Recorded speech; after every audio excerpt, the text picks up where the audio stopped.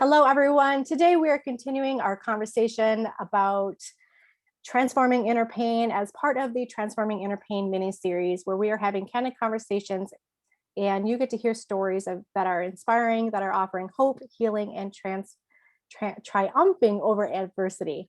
So it is an honor to have Dorota here with us today to share her story about moving to another country, experiencing a miscarriage, and going through a painful divorce, and all the lessons she's learned along the way. Dorota is a fitness and nutrition coach who helps women with full calendars and big dreams to lose weight permanently, get healthy, and stay healthy. She uses fitness and nutrition as a tool to guide women to feel strong, empowered, and confident in their bodies and lives. And you will hear a little bit more about her fitness journey through her story as well. So welcome, Dorota. Hi, thank you so much for having me. You're welcome. I'm so excited to really share this space with you, dive into your story, and really listen to how you've embraced your journey. You've gone through a lot with part of your story and have overcome a lot of adversity, and ultimately you've experienced a lot of inner pain. And I know you've worked through all of that and you've come through on the other side where you are feeling stronger, wiser, more empowered, and have really a renewed passion for life and a different perspective on things. So why don't we go ahead and get started, and I'll let you start with telling us a little bit about your story from the beginning and how all of this has really impacted you and a little bit of part of your journey. Sure. So first of all, like you mentioned that I moved from different countries. So I'm originally from Poland, and I came to US for the first time in 2018 on a students exchange. I came here only, my goal was to only stay here for the summer and work for 3 months and go back pretty much back to Poland. And during that summer, I met someone. I met a guy and I fell in love. I kind of went back for a few months back to Poland just to finish my college. But in 2019, I just decided I am just going to move and be with him. So I moved officially I didn't know anyone. I moved to New York. I didn't have any friends. The only person that I knew was my boyfriend at the time. And I came here in June 2019, and things are moving very fast. We pretty much got married in August the same year. Oh, wow. So it was really, everything was, yes, it was moving really fast. Yeah, now if I think about it, it's like, oh my God. So hindsight's always 2020. Yeah, seriously. Yeah, so we got married in August 20. Oh my God, that was, I moved in 2009, oh my God. Okay, so it was like August 2009. Okay. And back then I wasn't a personal trainer. I wasn't in this industry, yes. And my main, like I was working in the restaurant business. My husband at the time, he was a chef and I was a server, a bartender, working on different places around the city in New York City. And moving here, I was in my 20s. It was my life was pretty much a lot of partying. My ex-husband was 10 years older than me, but he was also the person that the only thing after work we would just go out, and that's how our lives were going. And after 3 years, like I gained a lot of weight, and I knew that just I cannot live my life this way. Mm-hmm. I realized that something has to change pretty much. And yeah, and I started really kind of a little bit slowly paying attention to my health and to the partying. I wanted to kind of scale it back, but my husband at the time, he was not in the same going not the same direction with me. Sure. So kind of like our roads start getting separated, right? Mm-hmm. And it was really hard, because when I got married, I always felt like you got married and you stay married. Mm-hmm. I have my parents been married for 40 years, and his parents were married I'm still married for a very long time. So we always had this picture that if you get married, you just stay married. That's just the way it is. Yeah. And especially for me, I really didn't have anyone here, and I didn't really like what I'm gonna do. I felt like if we're gonna split, what I'm gonna do at this point. Sure. But in 2013 we split, and I was devastated. Like I said, I didn't have any friends, I didn't have family here. Mm-hmm. And I thought I just have to go back to Poland. And my family at the time didn't even know that we had any troubles. So I pretty much called my dad and crying to his phone. I was like, I think I have to go back to Poland. It's like, oh, no. Everything is over. My parents were surprised because they didn't know that anything is even wrong with our relationship. But I also was very scared going back because I felt like I failed. Mhm. I was just so brave. I was just like, I'm leaving everything. I'm like going across the world to just, I fell in love. And then I was like, well, what's going to happen now? I'm just going to go back and like, what's going to happen? So at this point, I already started working as a personal trainer in a very small gym in Queens, in New York City. And I was pretty much packing my bags going back to Poland, but I became very close friends with one of my clients at that point. And she actually was a big help during that whole transition for me because she helped me to find a very, very teeny room to live in Queens, in Astoria, so I can temporarily just move somewhere and figure out what I'm going to do with my life. Right? Because in the end of the day, I can always go back to Poland. So long story short, I pretty much decided I'm going to stay. I kind of really focus on working and building my personal training business. And at this point, I had to do both. I was working at the gym where I had to be at 5 o'clock in the morning to see my clients, and I was also working as a bartender. So it was pretty much I was going from one job to another just to make a living and just make sure that I can, continue with my journey here. So pretty much 6 months later, it didn't take me a long time. I met my current husband.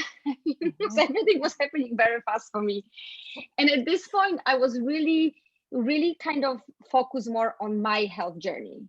And I think I was just under so much stress. And when I am under a lot of stress, going through the divorce and building a new career and meeting new people, that for me, I was trying to find some outlet for myself.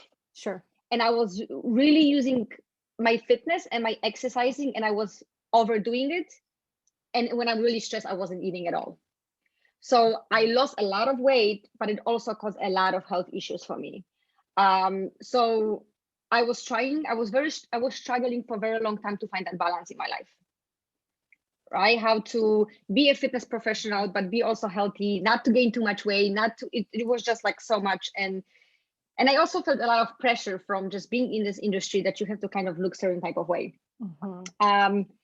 So that was kind of hard for me to like figure out for a very long time.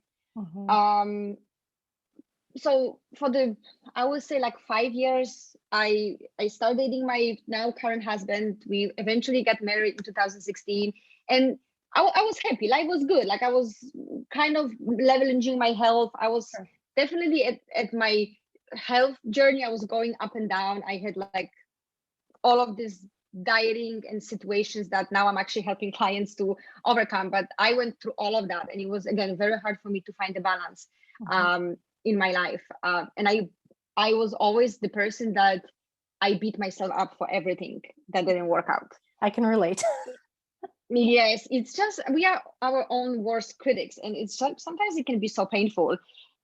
The one thing that when I was in my relationship with my ex, I always felt that I cannot be without him. And he kind of let me know that if I'm not going to be with him, then I won't make it here. And I feel like I was carrying that on for a very long time with me. Yeah, that's a limiting belief that he instilled. Yes, and it was just lingering with me and still creeps up on me. It's not that it's totally gone, but I still have to really work through that. But yeah, so now me and my current husband Herman, we always want to have a kid. And in 2018, after trying, we finally found out that I was pregnant, which we were both very, very happy about. Sure. And yeah, everything was going very, very good until I was 20 weeks pregnant. So we went for our mid-pregnancy appointment. I don't even know exactly what is the name for it. Usually what they do during this appointment, that they really check if everything is developing okay with the baby. Sure. So we were super excited. We went for I was pretty much in advanced pregnancy. Everybody knew I was pregnant. You could totally see that I was pregnant at this point.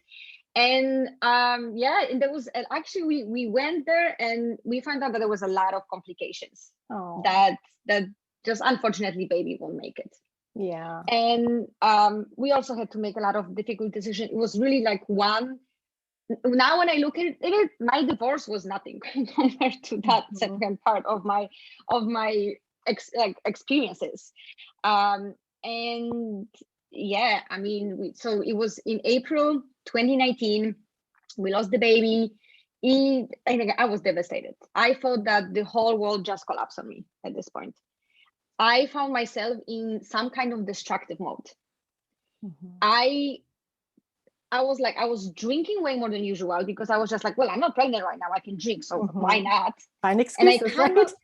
of like, yes, they were like really excuses. So I was like drinking more, I was eating more. I was like, now I don't have to worry about anyone but me. So who cares what I'm Mhm. doing with my health and my body? And why whatever weight I gained even during the pregnancy, I even gained more after that because there Oh, was no wow. way like after all of my like choices at this point that would even change. Sure. But yeah, but I really hated myself. I hated my body. I felt like it Mhm. failed me, um, which was a terrible place to be. It really was. I think that was the darkest time in my life for sure. Mhm. And I felt like the only place that I should feel safe in, which was my body, wasn't there anymore for me. And Mhm. there was really no running away from it. Yeah. And yeah, that was really hard to kind of like find like, okay, there's no what I'm gonna do, like where to go even. Mhm. Mhm. And that was really a turning point for me. I really realized firsthand like how certain experiences can be, how can shape other women's life. And I never went through something like that before. And it was just like very eye-opening, like how what we go through sometimes and how they can actually shape our life going forward. Mhm. So after 2 months of everything happened, actually me and my husband, we decided, okay, we have to, it's just time to move forward. Like, it happened. It's what else are you gonna do, right? You have to live your life. Mhm. So I really started my full journey on my self-development. I I definitely became a little bit more spiritual. I started meditating more and doing a lot of inner work that I've never done before. Mhm. It was like it was painful, and it still is sometimes. I It still is. caught myself in this moment. It's like a journey with no end, let's put it that way. It is. you know I can completely relate. I understand. It is. It's an amazing journey to be on, but it's like hmm there's no end in sight. Like it's continually an evolving journey as you're working through healing, as you're diving in and doing a lot of the deep inner work, which ultimately brings a lot of obviously inner transformation, but outer transformation that is really a ripple effect of everything throughout your life. And hmm it's it's both an interesting journey. It can be painful, but it's also at the same time one of the most rewarding journeys that you can be on hmm because of everything that you're going through and experiencing and basically just unpacking and releasing as you're going through this journey. Yes, absolutely. I've learned so many different ways how I can cope with my feelings and my emotions on in the certain moments. So it's amazing actually, and I have to say that I'm actually gonna say that I'm proud how far I've come, even though I am not very. I usually don't celebrate how far I've come. Like I can celebrate other people, but it's so hard to celebrate my own small wins. But when I look at that and I speak it out loud, I just realize that I went through a lot, and I am so proud of where I am right now versus where I was before. And I know that I went through the internal shift that really caused that external shift. Mhm. And like, yes, I did lose weight, but that wasn't the most important thing. I really started to feel very comfortable in my body for the first time ever. Mhm. And like I said, it really took it was hard work, but I came up way stronger on the other side. And I really, like I said, this is not the journey with no end, but I have to say Mhm. that right now, I really feel the best I've ever felt in my life. Yeah, And you've embraced the part of the journey that you're in and it feels good. You know that you're making yes, progress.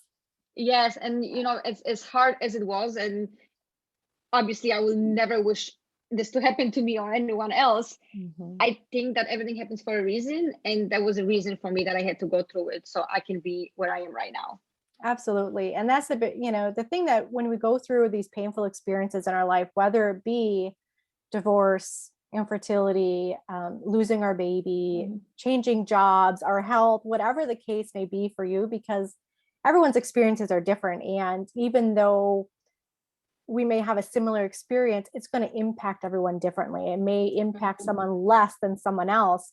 But when you're going through these experiences and you're overcoming them, they really are there to help foster growth and transformation. I'm like you, I don't believe in coincidences. Everything happens for a reason. And there's a reason that we had to go through the most painful times in our life and the most challenging experiences of our lives, because we needed to grow through what we were going through. And as we came out on the other end of that, it allowed us to, it really is helping us mold us into who we need to be the best version or a better version of ourselves, and really embrace that next part of our life. And, you know, as an author, I always say this is the next chapter of your life. Your story is constantly being written. Now you're stepping into that next chapter. Here's where you need to be. And you needed to step into a new role. You needed to find that inner strength. You needed to go through these experiences. You need to experience that pain. Granted, no one ever wants to go through those experiences or experience that pain, but we do it and we come through on the other side. And it's honestly the most inspiring story. I love hearing stories about this and stories about overcoming adversity, because they are so inspirational. They do offer hope. They offer different ways for people to heal, and really just give practical advice, realistic, realistic strategies and methods to be able to help others go through these journeys that are experiencing something similar. And it's really inspiring. And sometimes that's hearing someone else's story and what they've gone through can be the right thing at the right time that's going to help you get moving, help you work through whatever you're going through. Finally make that decision that enough is enough. I need to take control of my life. I need to work through this. I need to do the inner healing and what have you. Yes. So with your story, you've unpacked a lot. I mean, we've covered divorce. We've covered moving to a whole nother country. We've covered, getting married again, the loss of your baby, the ups and downs of your health journey. We've talked about the lack of confidence, practicing self-care and self-love. I mean, we've talked about a lot of things with this journey, and which is an amazing journey, no doubt. But as you were going through a lot of these pivotal moments in your life, I'm sure you've had a lot of ups and downs and hard lessons to learn through the journey. So what has been some of the most challenging things that you've had to learn and to embrace as really part of your journey as you were going through this really difficult period in your life? What was the hardest part? Yeah, what are those hard truths? So things that we don't want to acknowledge and admit to. Yes. But we know we have to. Yes. I think I just realized now when I'm looking back at everything that I never really fully accept myself. Now I'm in a different place. Again, I'm still working on that, but looking at all of those years, I was just my worst enemy. Now I've never say thank you to myself. I've never appreciate myself. I've never felt that I'm fitting in. I always thought that I have to prove myself and others that I am maybe a different person than I am. I feel like I was always trying to put a mask and pretending that I'm someone else just to fit in. And this is still, again, something that I'm working through, but it was very hard for me to just reveal my true self because I was afraid of being rejected. And I think that happened to me during my first marriage. And I think going to and making new connections and trying to build community here while I was by myself for this after getting divorced, that was definitely one part that it was the hardest lesson for me to just to realize it, that I was not comfortable with who I was. So I was trying to hide under different masks depending with who I was. And I think a lot of, I'm sure men probably experience that too, but I know I work primarily with a lot of women, and I know us ladies, we experience that a lot. Even for myself, you hide behind the mask. And, I'm previously divorced, and remarried, so I can empathize with you in that. And a part of me and my identity of who I was with my ex-husband, I had to learn how to basically let that go and leave that in the past, and really learn how to really step into my own truth and be my authentic self, which led me to, finding my current husband and remarrying rather quickly too, I might add. So as you were saying that, I was kind of laughing. I was like, oh my gosh, our stories are so similar. But, really just embracing all of that whole journey and really looking at myself in the mirror, because even for myself, when I looked in the mirror, while I may have had my hair done and my makeup on and a smile on my face and acting like everything was just rainbows and unicorns, it really wasn't. Yeah. I hated Yeah. who I saw in the mirror. I regretted a lot of things. I did a lot of things that I was ashamed of. And there was a lot of inner work that I had to do. And like you said, like it's a constant evolving journey of doing that inner work, but I've had to do a lot of that inner work to really, Mm-hmm. really fully accept and love myself, all the flaws and all that I Yeah. have, and forgive myself for all the things that I did in the past that I was ashamed of, that I felt shame around, that I was, Yeah. just all those things that you just kind of carry. And I had to work through that. And so I've done a lot of inner work and a lot Mm. of inner work too. And I've also embarked, on tapping more into the spiritual woo-woo side of things. And my journey for Mm-hmm. that really, it really began after I lost my dad. And I really experienced that pivotal moment in my life that really just rocked me to my core. And as I started embracing more of that, I found that I was moving through my healing journey. I don't Mm-hmm. want to necessarily say faster, but I felt more smoothly, I felt more Yeah. aligned and more in tune. And I felt more connected, to God. And, for those that are listening, I am a Christian. Yes, I dabble in the woo. And so if you want to look for a technical term of that, it's a metaphysical Christian. If you want to look for that, that's a term that I found online. I'm like, it's so perfect because I do balance both and I do embrace both wholeheartedly. So for you, tapping into your healing journey and getting into the spiritual side of things, what kind of things Mm-hmm. have you done to really work through a lot of the inner pain and to work through the healing? What were some of the strategies or the activities that have helped you? So the very first thing that I've started even with was just tapping into presence and meditation practices. So Mhm. I'm very fast person. I speak fast, I do everything fast. It's really hard for me to stay still. It still is sometimes, but for me, even meditation sounded something like, what do you mean? Like, what is Yeah, it? I gotta You sit can here for sit 5 minutes. still, like, no, I seriously. gotta attempt to shut Uh, off the noise in my head. I gotta do it for 5 minutes. I don't know that I can handle that. yes, exactly. So that was my first kind of practice, I would say. And got so really into that now I meditate 2 to 3 times a day for 20 to Mhm. 30 minutes, and it's just the part of my day, and that's the one thing that helps me to stay present, grounded, and especially when I Mhm. get so amped up with life, emotions, or whatever the day comes and throws at you. This is my number one thing that I always do to kind of calm me down and ground me. Um, so yeah, so that was really pretty much my first thing, and still things that I'm working with. But and I also tap more into the world of yoga. I love doing yoga, and this is kind of also part of my daily routines. Um, and I have a support also. I have a great support with other women who go through different things, and I feel like that was actually something that really helped me as well on this journey. Like in the beginning, even finding women who went through the same thing that I went, it was really, like I said, I would never ever like wish anyone to go through it, but just knowing that there are others who Mhm. went through it, it was just so comforting for me at the Yeah. moment. Knowing you're not alone, that there's other kindred spirits out there that are experiencing Mm-hmm. something, may not be exactly to what you have gone through, but they're on a similar journey and they can relate, they can empathize Yeah. with you. And a lot of times finding someone that, or even a group of people that are going through a similar situation,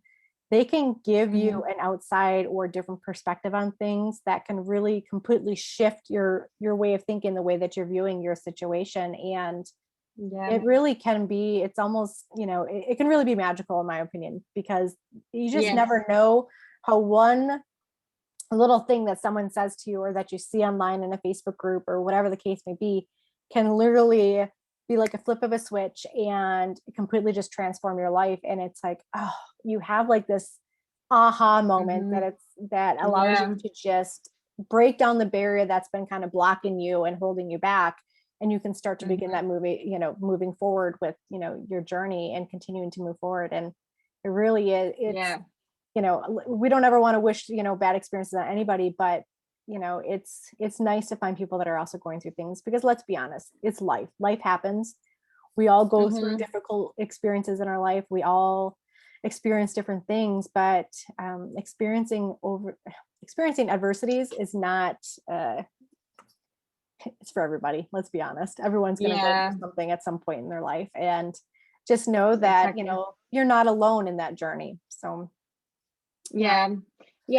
Hearing also the stories, like transformation stories, how what women or like other people just went through it and how they came up stronger on the other side. That was, even when I was on my lowest point, it was already like start sparking a hope for me. I was like, okay, there is a light in the end of the tunnel. It can get better. So that was very, very, very helpful in my journey for sure. Absolutely. So when you were going through a lot of the inner struggle of really not liking, things from your past, the lacking the self-confidence, doing behaviors that maybe are not what you recommend now, the drinking, or maybe overeating, whatever the case may be. But when we go through those periods, I think a lot of women can relate to that. When we're stressed out or things are going on in our life, we just kind of say, screw it. I'm going to go eat, the cake that I want. I'm going to get my ice cream. I'm not going to work out today. And we kind of go through this destructive period. And the downfall of that is then our mindset then falls back, and we start to have these negative thoughts and have the negative chatter, and we end up ultimately not liking who we are, who we see in the mirror. So as you were going through a lot of that experience for yourself, what things did you do to help work you through that? Did you do affirmations or mantras? Did you do any journal work? What things helped you really kind of shift your mindset and your perspective to start embracing who you are and loving yourself more? Yes. So all of this, what you said, affirmations, journaling, gratitude practice, and these are actually still part of my every single morning. Like I start my day, and it took me a while to kind of come up with how I want to start my day and how it actually going to help me to have the most, I wouldn't say successful, but the best day I can have. Sure. So and that's all still parts of my routines. And I am a very active person also, and I use fitness as not necessarily to lose weight, or like I know I'm healthy with it, but it really is for my brain. When I have a good workout, I just feel just so much stronger, and I just feel good. Sure. And that was definitely when I learned how not to overuse it and how to abuse it. It really helped me also to get centered and kind of really be present, and help me with the journey for sure. Yeah. So I'm curious, what is your favorite workout or exercise that you do that is kind of like your go-to when you're kind of in a funk and you need to get out of it? What do you usually tend to go to? So there's so many things I like to do. I already like to do yoga, but yoga probably wouldn't be if I feel like angsty or something like this. I used to do a lot of half marathons and triathlons races in the past. So I think if I feel that way, just getting like a good cardio, like going for a run or a bike, it's definitely always helpful. But I also love lifting heavy weights when I want to just feel stronger and more confident, and that helps me for sure. Yeah, definitely.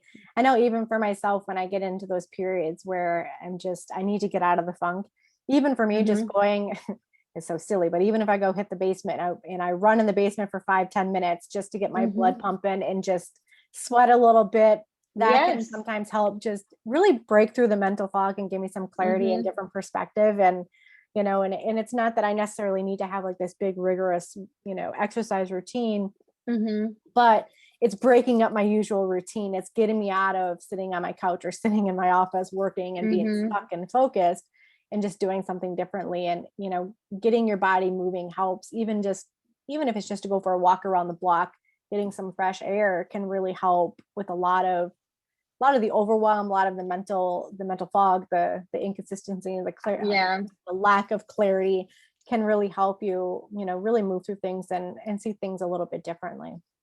Definitely. So. And the endorphins thing, this is a real thing. It really actually boosts up your mood. So I feel like that's also like number one thing to to reconsider moving your body. Yeah, absolutely. Yes. I know everyone's like, I don't have time to work out an hour a day. And I'm like, can you at least do like 10, 15 minutes? Even if it's just a quick Mhm. walk, like just get your body moving.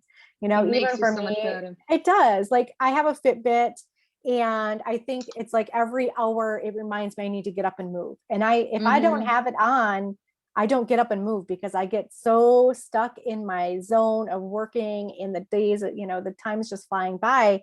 So I Yeah. have it and it buzzes me and it's like, oh, I need to get up and move. And I think it tells me to go and move like 250 steps or whatever, which I always do more, but it's just having that reminder, like I need to get up and just move my body a little bit to keep me going, keep me focused, Yeah. keep me healthy. And, just so simple things. And if you don't have a Fitbit or anything like that, you can set a simple reminder on your phone, Yes. get up and move, go for a Yes. walk around the block, do 50 jumping jacks, like just do something to keep you moving. Yes. Because ultimately, for those of us that are entrepreneurs or that are even working from home really in your professional career, but you need those breaks in your day, and being able to take that time just to rejuvenate and get your body flowing is going to help you increase your productivity. It's going to boost your mood. It's going to increase your creativity too. I mean, there's so many benefits to just moving your body, even if it's just a little bit, but it's going to help you. Yes. Obviously the more workouts that you do in fitness and all of that combined is going to benefit you. But if you know that you're on a time crunch and you've got 10, 15 minutes, and just get up and move your body. It Yes. is a game changer. It is. It really is.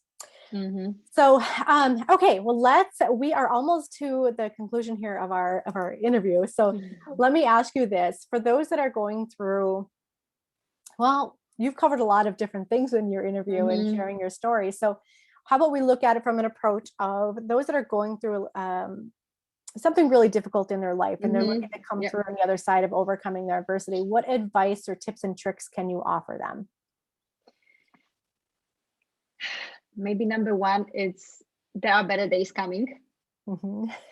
because I know we believe that this is the end of the world, but there are better days coming, and you are stronger than you think, and we are very resilient, and that's like you can go through whatever life throws at you. Just have faith, hope, and just move forward, because there are better days coming.